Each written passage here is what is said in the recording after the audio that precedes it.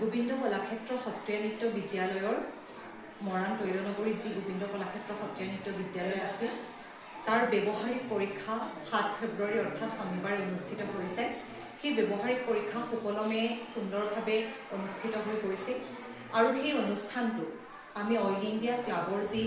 প্ৰেক্ষাগৃহ আছে তাতে আমি অনুষ্ঠিত কৰিছিলোঁ আৰু ইয়াত প্ৰথমতে বন্তি প্ৰজ্বলন কৰিছিলে সত্ৰীয়া সংস্কৃতি চৰ্চা আৰু গৱেষণা পৰিষদ অসমৰ সন্মানীয় সচিব পংকজ শইকীয়াদেৱে আৰু তাৰ পাছতেই পৰীক্ষক হিচাপে আমাৰ মাজত উপস্থিত আছিল যোৰহাট তিতাবৰৰ মীনাক্ষী শইকীয়া বাইদেউ আৰু বাইদেৱেও ছাত্ৰ ছাত্ৰী আৰু অভিভাৱকসকলক উদ্দেশ্যি দুআষাৰ বক্তব্য আগবঢ়োৱাৰ লগতে এটি সুন্দৰ বৰগীত পৰিৱেশন কৰিও আমাক শুনাইছিল আৰু ইয়াৰ পাছতেই আমাৰ মঞ্চ উদ্বোধন হৈছিল আমাৰ অইল কলনী মৰাণৰ আৱাসী অৰ্থাৎ অইল ইণ্ডিয়াৰ কৰ্মচাৰী আমাৰ সকলোৰে শ্ৰদ্ধাৰ দীপেন গগৈদেৱৰ সহধৰ্মিনী সুস্মিতা হাজৰিকা গগৈ বাইদেৱে পৰিৱেশন কৰিছিল এটি বৰগীত আৰু ইয়াৰ পাছতেই গোবিন্দ কলাক্ষেত্ৰৰ যিসকল ছাত্ৰ ছাত্ৰী আছিল তেওঁলোকৰ ডাঙৰ ছাত্ৰ ছাত্ৰীসকলে এটি গুৰুসকললৈ সন্মান যাচিবৰ বাবে এটি অভিনয় আগবঢ়াইছিল আৰু ইয়াৰ পাছত ক্লাব কমিটিৰ যিসকল বিষয়ববীয়া উপস্থিত আছিল তেওঁলোকৰ সম্বৰ্ধনা জনোৱাৰ লগতে দুআষাৰ বক্তব্য পৰি গগৈ বাইদেৱে আগবঢ়াইছিল। আমি আপোনালোকক জনাবলৈ পাই সুখী হ'ম অইল ইণ্ডিয়া ক্লাবে আমাক বিভিন্ন ক্ষেত্ৰত সহায় সহযোগ আগবঢ়াই আহিছে মৰাণ অইল ইণ্ডিয়া ক্লাবে। আমি তেওঁলোকৰ প্ৰচেষ্টাতেই ৰাম বিজয় ভাওনাখনো এই কণকণ শিশুসকলক লগত লৈ কৰিবলৈ এক সুযোগ লাভ কৰিছিলোঁ আৰু ইয়াৰ আগতেও আমি অইল ইণ্ডিয়াৰ বাকৰিত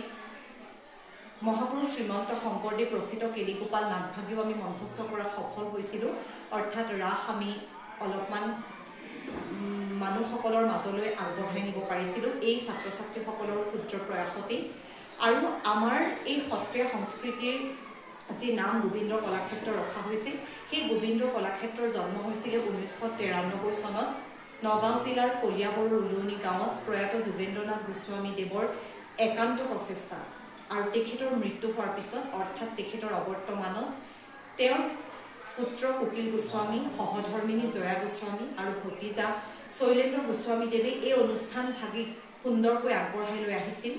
আৰু মই যিহেতু কলিয়াবৰৰে জীয়ৰী আছিলোঁ সেই হিচাপে মৰাণত বিবাহ সূত্ৰে আহি থকাৰ পিছত ময়ো সেই গোবিন্দ কলাক্ষেত্ৰৰে এক অংশ হিচাপে সত্ৰীয়া সংস্কৃতি চৰ্চা কৰিবৰ বাবে এটি অনুষ্ঠানৰ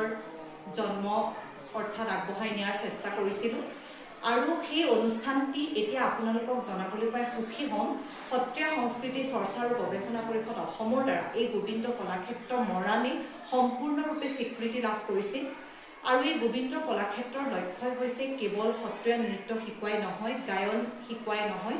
সত্ৰীয়া সংস্কৃতি চৰ্চাৰ মাধ্যমেৰে ছাত্ৰ ছাত্ৰীসকলৰ আধ্যাত্মিক যি বিকাশ সেই বিকাশ পূৰ্ণগতিত আগবাঢ়ি যাওক তেওঁলোকৰ মাজত সদায় সংস্কাৰমূলক শিক্ষাই বাস কৰক আৰু তেওঁলোকে এই সত্ৰীয়া সংস্কৃতিৰ গীত নৃত্য বাদ্য সকলোতে সুন্দৰভাৱে আগুৱাই যাওক আৰু তেওঁলোকৰ প্ৰতিভাসমূহ বিকাশ কৰিবৰ বাবে এখন যাতে মঞ্চ আমি তৈয়াৰ কৰি দিব পাৰোঁ এয়া আমাৰ লক্ষ্য সেই লক্ষ্য আগবাঢ়ি আমি এইবাৰ দ্বিতীয় বৰ্ষৰ পৰীক্ষাত অৱতীৰ্ণ হৈছোঁ আৰু অইল ইণ্ডিয়া ক্লাব মৰাণৰ